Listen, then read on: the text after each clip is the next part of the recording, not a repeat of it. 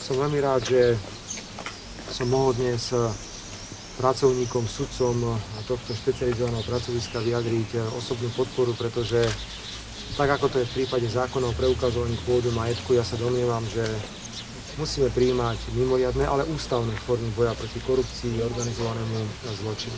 Ja som sa zaujímal, že či sudcovia a celkovo súd je pripravený zvládnuť novú agendu, ktorá sa týka napríklad s manipuláciami pri verejných obstarávaniach, ktorá sa týka úkladných vražd a pomerne širokého okruhu nových trestných činov. Dostal som jasnú odpoveď, že táto agenda by sa mala zvýšiť tak asi o 100 až 120 závažných trestných činov v priebehu 1 roka, čo by sudcovia tohto súdu mali bez nejakých väčších ťažkostí zvládnuť. Verím, že toto pracovisko je schopné ďalej účinne bojovať proti korupcii a organizovanému zločinu. Má moju plnú podporu, urobíme všetko preto, aby sa išlo ďalej.